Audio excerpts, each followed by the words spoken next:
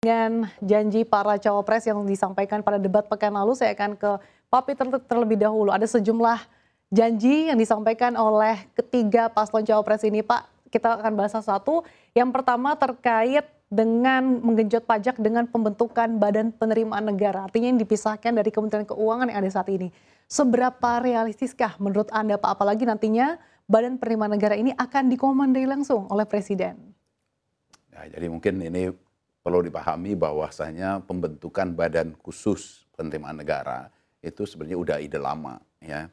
Yang saya kira dari zamannya Pak Hadi Purnomo sebagai Dirjen Pajak sudah muncul pemikiran untuk membentuk badan penerimaan negara ya. Ya, sebenarnya bukan badan baru ya, badannya baru tapi isinya lama sebenarnya. Maksudnya adalah mengeluarkan Dirjen Pajak dan Bea Cukai dimasukkan di dalam satu badan tersendiri yang terpisah dari Kementerian Keuangan sehingga bisa lebih fokus di dalam pengelolaan penerimaan negara.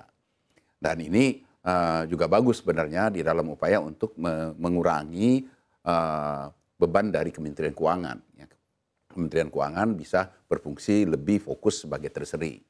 Khusus untuk penerimaan nanti akan dikelola tersendiri dalam badan tersendiri yang langsung di bawah dari Presiden. Kalau kita merujuk ke di Amerika Serikat hal seperti itu juga tetap di bawah Menteri Keuangan, tetapi bertanggung jawabnya langsung kepada Presiden.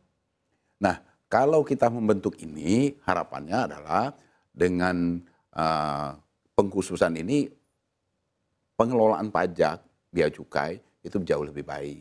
Nah, tapi dengan pembentukan ini tidak serta-merta penerimaan pajak itu akan melompat tinggi. Makanya di dalam hal ini Dirjen Pajak sekarang ini selain mempertimbangkan adanya pembentukan badan baru tersebut, Dirjen Pajak juga melakukan reformasi, melanjutkan reformasi perpajakan yang sudah selama ini berlangsung. Disebut makanya core tax system ya, yang nantinya akan diharapkan bisa memudahkan yang berujung kepada meningkatkan kepatuhan dari pembayar pajak. Nah, peningkatan kepatuhan pembayaran pajak inilah yang diharapkan akan secara signifikan akan menaikkan penerimaan pajak kita. Kata kuncinya di kepatuhan pajak ya Pak ya.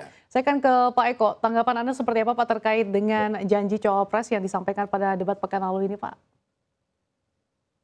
Ya, saya sepakat dengan Pak Peter ya. Jadi merubah sisi kelembagaannya itu tidak serta-merta akan menaikkan tingkat penerimaan pajak ya. Jadi kalau hanya dirubah badan ya dari tadinya di bawah Kementerian Keuangan kemudian langsung di bawah Presiden, mungkin secara koordinasi jadi lebih praktis ya, lebih efisien begitu. Terus kemudian juga intensitas ya dari mungkin Presiden sendiri begitu ya untuk bisa memastikan target-target pencapaian pajak bisa lebih efektif itu memungkinkan ya secara teori kelembagaannya begitu. Jadi lebih praktis lah kira-kira gitu. Tetapi kalau kita lihat ya memang problem utama ya salah satu penerimaan pajak di Indonesia itu adalah soal kepatuhan begitu. Nah ini yang menurut saya juga lebih penting ya. Jadi nanti oke, saya rasa tidak hanya paslon nomor 2 ya yang mengusulkan soal ini ya badan penerimaan negara ini begitu ya. Nah, sehingga menurut saya sih detail dari bagaimana nanti proses ini dan apa yang akan dilakukan oleh badan ini ke depannya kalau kemudian sudah dibentuk itu menjadi penting begitu karena tadi faktor kepatuhan menjadi sangat urgent di sini ya terlepas dari apakah nanti akan dibikin badan baru atau tetap di bawah Kementerian Keuangan begitu Mbak Sasa. Oke, disebutkan juga bahwa selama ini dikatakan bahwa untuk mengejut pajak hanya dilakukan berburu dalam kebun binatang. Nah ini seperti apa pandangan Anda Pak Eko? Apakah memang pemerintah sejauh ini belum memaksimalkan potensi-potensi pajak lainnya? Ya, kalau kita melihat sejauh ini ya yang dipajaki ya istilahnya apa ya, lo lagi lah itu kalau anak muda ya. Jadi akhirnya tidak ini ya, ekstensifikasi yang diupayakan juga katakanlah sampai sejauh ini belum terlalu kelihatan ya hasilnya begitu. Sehingga kemudian pilihannya adalah lebih ke intensifikasi ya, yang dikejar yang itu lagi, kira-kira begitu.